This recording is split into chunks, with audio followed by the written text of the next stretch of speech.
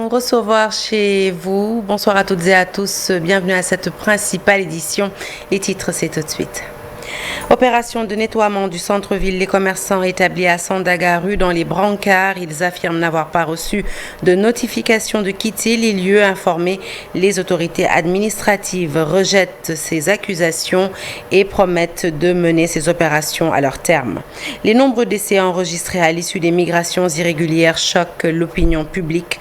Les religieux ont décidé de porter le combat. Ils conseillent aux jeunes de rester au pays et de ne plus braver l'océan au péril de leur vie. L'État du Sénégal est invité à repenser ses politiques à l'endroit de la jeunesse. Salémata, un département victime de son enclavement. Sur place, aucune infrastructure de nature à améliorer les conditions de vie des populations. Le maire de Kédougou réclame l'érection d'un centre de santé pour assurer les soins de base. Et puis mondial U17 en a doublé face à l'Argentine. Début marqué par Amara Diouf. Prochain match, ce sera face à la Pologne. Voilà pour les titres. Le développement, c'est tout de suite.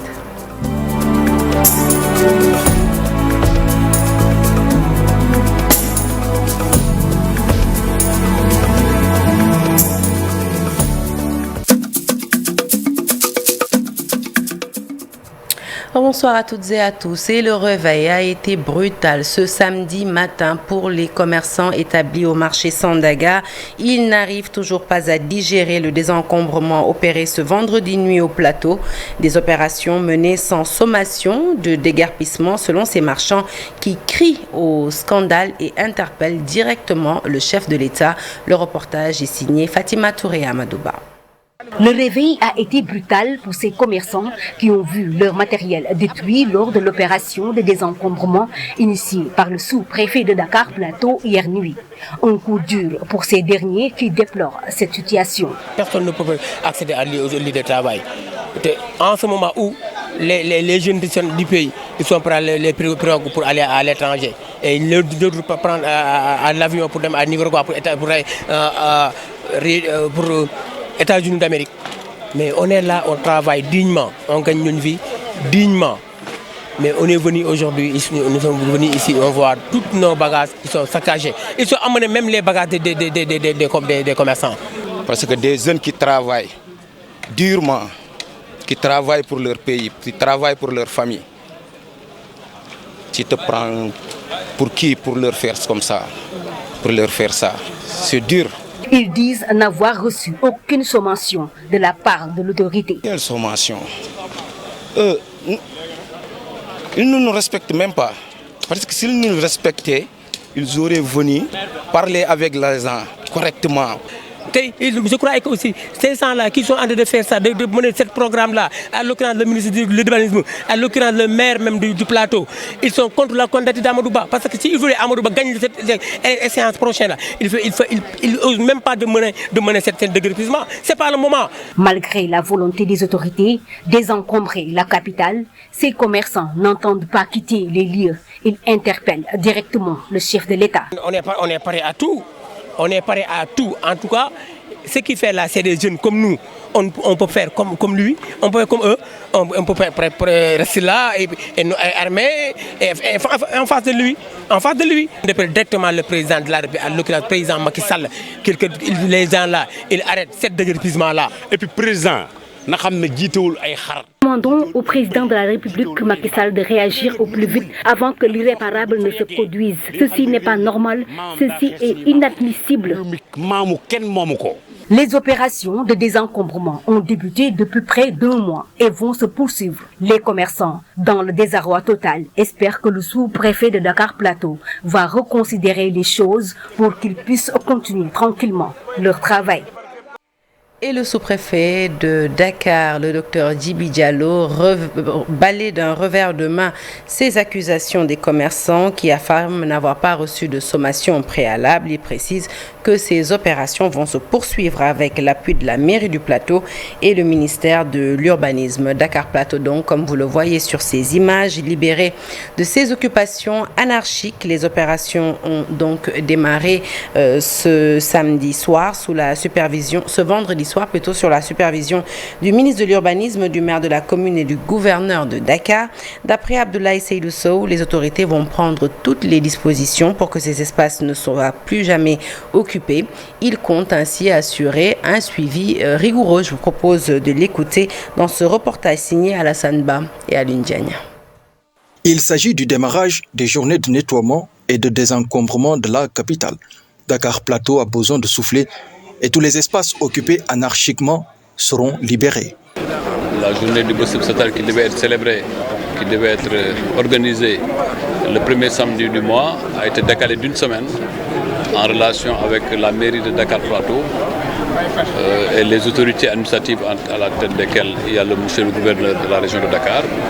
Nous avions décidé de décaler d'une semaine pour pouvoir prendre toutes les dispositions en relation avec tous les acteurs, par l'information aussi de toutes les populations, pour aujourd'hui engager une journée de quelques journées, d'ailleurs ça ne se limitera pas seulement à une journée, quelques journées de désencombrement et de nettoiement.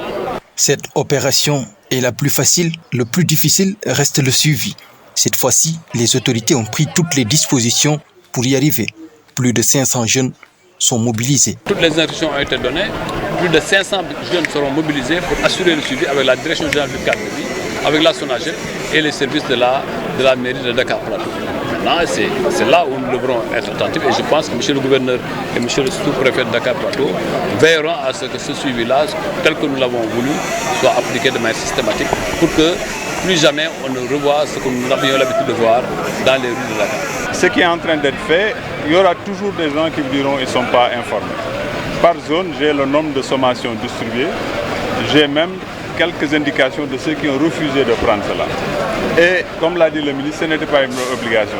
Maintenant, comme l'a dit le ministre, on a commencé à discuter, c'est de dire aux différents responsables que nous les recevrons la semaine pour discuter avec eux. Parce que nous n'abandonnons pas les gens, c'est des Sénégalais, c'est des jeunes Sénégalais. J'ai dit quand j'ai rencontré la population que le plateau n'a ni la surface foncière, ni la surface financière d'accueillir tout le commerce. C'est pas possible. Ces opérations seront élargies dans les autres communes. Des propositions seront faites à tous ces jeunes qui s'étaient établis sur la voie publique. Cette opération a été menée sous la supervision du ministre de l'Urbanisme, du maire de Dakar Plateau, du gouverneur et du sous-préfet. Allez, on s'intéresse à présent au phénomène de l'immigration clandestine qui devient de plus en plus inquiétant avec des milliers de départs chaque mois et leur lot de morts. Occasion saisie par le Kourel Yaugor pour sensibiliser les mères de famille à retenir leurs enfants à la maison, mais surtout revenir à l'éducation de base. Elles estiment que les mamans ne doivent plus donner l'argent de leur tontine à leurs enfants pour tenter ce voyage du désespoir. Ndaï Penda Gay est la présidente de l'association. Ses propos sont recueillis par Pape Faragning. Nous venons auprès de la population pour sensibiliser les enfants. Nous femmes qui portent enfants, nous femmes qui allaitent enfants, nous femmes qui... nous femmes... parce que il est temps qu'on supporte nos enfants à la maison. Il est temps qu'on cherche nos enfants ailleurs pour les amener à la maison. Déjeuner, on ne voit pas nos enfants. Petit déjeuner, on ne voit pas nos enfants. Dîner, on ne voit pas nos enfants. Et ça nous inquiète vraiment. C'est pourquoi Kourel Yaugor est venu à son heure. On est tous là pour porter le fléau. Porter le fléau, quel fléau? Parce que les enfants sont errés dans les rues. Ça fait mal, ça fait trop mal. Parce que ce ne sont pas les garçons et les jeunes hommes qui vont là-bas. Mais il y a des filles. Il y a des filles et il y a des femmes qui portent des enfants. On a vu avant-hier une dame qui a porté l'enfant. Quand il y a un problème dans la mer, elle a jeté l'enfant pour sortir. pour avoir son aimé, c'est pas comme ça. Pour se soutenir, c'est pas comme ça. L'immigration clandestine, un drame qu'il faut prendre à bras le corps selon des religieux. Il est inadmissible que des jeunes, des femmes et des enfants meurent pour traverser l'Atlantique. Nos interlocuteurs sont Imam Mokhtar Ndiaye et Abbé Alphonse Biramdour. Ils estiment que l'État doit tout faire pour redonner espoir à la jeunesse. Compte rendu signé Mamadou Fall. L'immigration clandestine, un vrai fléau qui perce au plus profond l'âme de notre cher pays, le Sénégal. Des milliers de morts et disparus, à des tranches d'âge variées, inquiètent les religieux. Tout le monde est interpellé. Nous sommes vraiment inquiets par rapport à ce phénomène de l'immigration clandestine, un phénomène qui perturbe aujourd'hui le sommeil de tout un chacun. Des centaines et des centaines de jeunes qui bravent les océans pour allier l'Europe au péril de leur vie, cela est vraiment inquiétant, surtout des femmes et des enfants. Aujourd'hui, combien de jeunes ont perdu leur vie dans les océans? Combien de parents sont restés sans nouvelles, n'est-ce pas, de leurs enfants? Cela est inadmissible et inquiétant. Nous sommes tous interpellés par rapport à ce phénomène de l'immigration irrégulière. L'État en premier lieu. Une jeunesse consciente saura que l'avenir de son pays dépendra d'elle. Cette jeunesse engloutie par la mer par milliers doit être sensibilisée. Je voudrais leur lancer ce message d'espérance pour un avenir conscient, pour une jeunesse consciente que c'est elle qui doit bâtir l'avenir de son pays, que c'est elle qui doit faire en sorte que son pays aille de l'avant, que c'est elle qui doit aider à développer son pays. En même temps, je lance un appel au pouvoir étatique, au gouvernement, afin qu'ils fassent de leur mieux pour donner ou redonner à ces jeunes encore une raison d'espérer, une raison de croire. Les religieux interrogés ont le même point de chute. L'État doit redonner espoir aux jeunes Sénégalais. Et le fléau de ces voyages irréguliers a suscité un débat lors de la préparation des journées dédiées à Cheikh Oumar Al-Foutiyou. L'initiateur de ces journées, Thierno Mountaga Seydou Tall, conseille à la jeunesse de rester au bercail. Il invite toutefois le gouvernement à repenser ses politiques à l'endroit des jeunes. Ces journées, je le rappelle, sont prévues les 17 et 18 novembre prochains à Guédiawaye. Nous écoutons tout de suite Cheikh Tidiane Ning du comité d'organisation. Il s'exprime au micro d'Abdoulaye. De me prononcer sur le contexte actuel de notre pays, marqué par le désir ardent de nos jeunes de quitter vaille qu'à vaille le territoire national. Même s'il est vrai que la migration est un choix naturel, il n'en demeure pas moins vrai que le phénomène de l'immigration irrégulière est à plusieurs égards un danger auquel est confrontée notre jeunesse. Il est récurrent d'apprendre par presse interposée les nombreux désagréments causés par le phénomène de la migration irrégulière, qui ont par le nom perte de vie humaine, chavirement de pirogues et la disparition et des arrestations.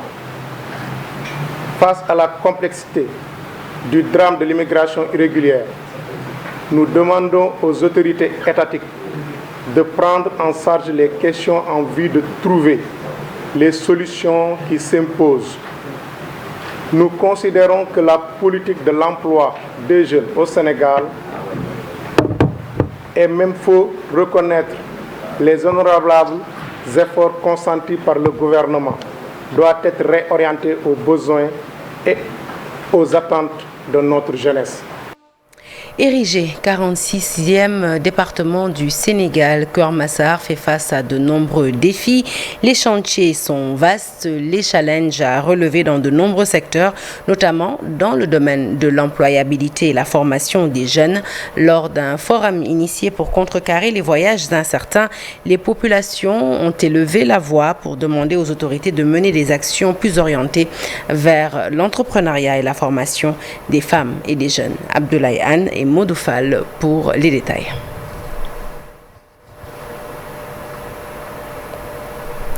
un élément que nous aurons peut-être d'ici la fin de cette édition. Allez, nous quittons Dakar à présent pour Kédougou, Salémata plus précisément, parmi donc les localités oubliées du Sénégal. C'est ainsi que les populations sur place définissent la situation qui y prévaut. Un département dépourvu d'infrastructures quasiment dans tous les domaines, notamment sanitaires et scolaires. À cela s'ajoute une insécurité grandissante. Notre reporter Ibrahima Diabakhate nous fait le point. 13 ans après l'érection du département de Salémata en district sanitaire, la construction des infrastructures tarde toujours à être effective. À Salémata, c'est un poste de santé amélioré qui a été transformé en centre de santé. Malgré, même s'il y a du matériel, s'il y a le personnel, tout le dispositif communautaire qui est là engagé, si le centre de référence ne répond pas aux normes pour prendre en charge certains cas, le centre de santé là où il est, c'est un poste de santé. Ce n'est même pas un centre de santé. Il y a beaucoup de matériel qui sont enfermés dans les magasins. On n'a pas là où le mettre. L'exiguïté des salles et la vétusté des bâtiments qui menacent ruine font que les conditions de travail posent d'énormes difficultés au personnel de santé. La plus grande difficulté, c'est la vétusté des locaux du centre de santé. Parce que le centre de santé, c'est un ancien poste qui a été érigé en district. Donc, et cette enceinte comporte actuellement quatre bâtiments, dont 2 anciens bâtiments qui abritent le lieu des soins, à savoir la maternité, la médecine et même. Et puis les bâtiments sont quand même délabrés. Parfois, tu n'as même pas là où hospitaliser les patients. C'est très difficile. À cela aussi, il faut ajouter le déficit en personnel, notamment au niveau des spécialistes qui font que les évacuations des malades vers Kédougou sont devenues la règle. On déplore ce qui s'est passé tout récemment au niveau du stade de Dara. Il faudrait que les gens comprennent que le milieu sportif doit être un cadre d'échange, un cadre fraternel, un lieu place de ring. Moi personnellement, c'est ça ma conviction. Et tant que les gens vont dans le cadre de mettre en exergue des difficultés ou de mettre en exergue des conflits entre les... 13 ans après l'érection du département de Salémata en district sanitaire, la construction des infrastructures tarde toujours à être effective. À Salémata, c'est un poste de santé. À Dakar, à Dara plutôt, les scènes de violence survenues récemment ont occasionné la suspension du mouvement Nawetan. Ces scènes de violence ne laissent pas indifférents les autorités du département. Face à cette situation, ces autorités se lancent dans la sensibilisation. Elles invitent les jeunes à bannir cette violence et à aller davantage vers le civisme et le fair play. Je vous propose d'écouter tout de suite le maire de Dara, Samba Ndiobenka. Il est au micro de Mamadou Moustapha Ndiaye. On déplore ce qui s'est passé tout récemment au niveau du stade de Dara. Il faudrait que les gens comprennent que le milieu sportif doit être un cadre d'échange, un cadre fraternel, un lieu place de ring. Moi personnellement, c'est ça ma conviction. Et tant que les gens vont dans le cadre de mettre en exergue des difficultés ou de mettre en exergue des conflits entre les structures sportives, personnellement, je ne suis pas un militant de la violence. Je ne pourrais jamais me permettre aussi d'accompagner des gens violents. Si les uns et les autres s'accordent sur le respect des règles au niveau du milieu sportif, au niveau du terrain de football, au niveau du stade, personnellement, je peux m'engager. Nous sommes là et nous demeurons aux côtés du monde sportif. Certains l'ont rappelé, j'ai eu l'occasion de visiter le stade de Dara avec mon ancien collègue en charge du ministère des Sports, Yankoba Diatara. Et par rapport à cela, ce dernier nous avait fait des promesses fermes à accompagner la municipalité pour la rénovation de la stade municipal. À ce niveau, nous comptons poursuivre ces initiatives, poursuivre ces activités avec l'actuel ministre en charge du sport, je vous nomme Lat Diop. Et nous espérons pouvoir concrétiser ce souhait de toute la population, particulièrement la jeunesse de Dara. À la une de l'actualité politique, 35 candidats déclarés issus de l'opposition adhèrent à la charte du Front pour l'inclusivité et la transparence des élections présidentielles. Le FIT vient d'élaborer un plan d'action pour une élection inclusive, un cadre d'experts et d'expertise de nature à mieux saisir les enjeux du parrainage a été mis sur pied par Faragning Mohamed Nabidjan, compte rendu. L'écrasante majorité des candidats déclarés de l'opposition font bloc autour d'un FIT. C'est le Front pour l'inclusivité et la transparence de l'élection du 25 février 2024. Considérant le recul démocratique manifeste et la faillite de l'état de droit qui caractérise le Sénégal sous Macky Sall, considérant les violations graves et généralisées des libertés civiles et politiques, ainsi que la négation sans précédent des droits constitutionnels des citoyens dans notre pays, considérant les agressions répétées et continues du régime de Macky Sall contre l'opposition et les forces démocratiques qui se manifestent, entre autres, considérant le comportement inadmissible du ministre de la Justice et celui partisan de la Direction générale des élections, qui persiste dans le refus d'appliquer la décision de justice. Un fait attire l'attention des observateurs, l'absence de Khalifa Sall et Karim Wade. Le candidat de Taxawu et celui du PDS n'ont pas signé la charte du FIT. Le porte-parole du jour donne les raisons. L'information selon laquelle certains n'auraient pas été informés ou auraient été exclus de ce front est une fausse information. Aucun de ceux qui ont été cités ces derniers jours, en l'occurrence deux partis, pour être transparents, Taxawu Sénégal et le PDS, en aucun moment et sous aucune forme, il n'a été question ou décidé de les exclure ou de ne pas les avoir informés. Nous avons nous-mêmes saisi qui de droit dans ces différents partis politiques pour les informer de la mise sur pied, et je précise, rien n'avait encore été décidé puisque c'est seulement aujourd'hui que ce front vient d'être installé. Un plan d'action bien ficelé a été élaboré pour la bonne marche du front. Les membres du FIT sont invités à assumer leur opposition au régime de Macky Sall. Mettons en place un cadre d'unité d'action et un pool d'experts pour accompagner nos actions devant les administrations en charge des élections. 35 membres ont signé la charte du Front pour l'inclusivité et la transparence de l'élection afin de combattre ce régime qu'ils considèrent comme un recul démocratique et les agressions répétées du régime de Macky Sall contre l'opposition et les forces démocratiques du pays. Et puis, sachez que le collectif pour la défense des intérêts de la Caisse de sécurité engage le combat pour la préservation de leurs emplois qui passent par la pérennité de l'institution, la justice sociale, la bonne gouvernance et la transparence.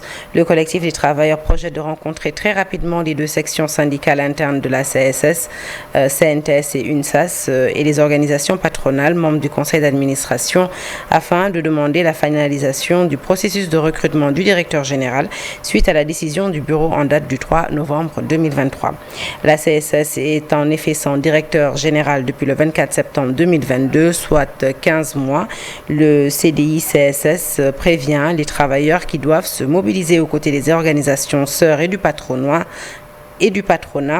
et éviter à cette importante institution financière de plonger dans des lendemains incertains. Un communiqué donc signé le collectif pour la défense des intérêts de la Caisse de sécurité sociale. Parlons à présent du Salon international du textile africain. Les rideaux sont tombés sur la 9e édition du CITA qui cette année s'est tenu à Conakry, capitale de la République de Guinée. Le Sénégal s'est fait représenter par une délégation conduite par la direction des arts à ce rendez-vous pour les passionnés de mode mais aussi de textile africain. L'initiative vise à mettre en valeur le potentiel et les trésors cachés de l'industrie du textile en Afrique. L'occasion a été saisie par la délégation sénégalaise pour faire de la République de Guinée l'invité d'honneur du prochain événement culturel, le Tarou Rap Galsen Show. L'élément est signé Ibou Diouf. Le Salon international du textile africain rassemble des artisans, des décideurs, des designers, des professionnels de l'industrie de la mode, des fabricants et des experts du textile, tous des acteurs intéressés par cet héritage culturel. L'objectif principal du CITA est de promouvoir et de valoriser l'artisanat textile africain en mettant en avant la richesse et la diversité des techniques. Je suis aussi avec une délégation sénégalaise d'opérateurs culturels, notamment le PDG de Sénart et son collaborateur, M. Didier Diouf, pour rencontrer les autorités guinéennes parce que le Sénart organise en décembre 2023 un très grand événement des cultures urbaines. On en sera à la 2e édition.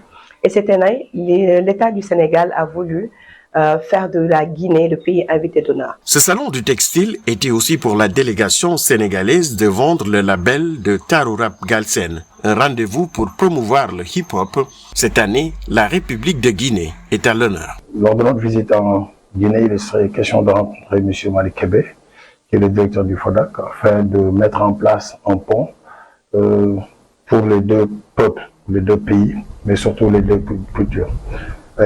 C'est important parce que les cultures urbaines de la Guinée et le Sénégal ont beaucoup de choses en commun. Ce secteur, et que si aujourd'hui, à la tête de ce département, il y a un tel projet qui arrive, je pense que c'est tout est à son honneur. À la suite certainement de ça, des décisions vont être prises pour l'accompagnement certainement de ce projet. Le Salon international du textile africain joue donc un rôle important dans la promotion du secteur de l'artisanat textile en mettant en valeur le savoir-faire des artisans africains. Mais cet événement demeure aussi une tribune pour la musique, comme aussi pour les cultures urbaines. La page des sports que nous démarrons avec le mondial U17. Succès devant l'Argentine dans le groupe D, les Lionceaux, portés par leur fer de lance Amara Diouf, auteur de le reportage Cheikh Sadibou Diarra.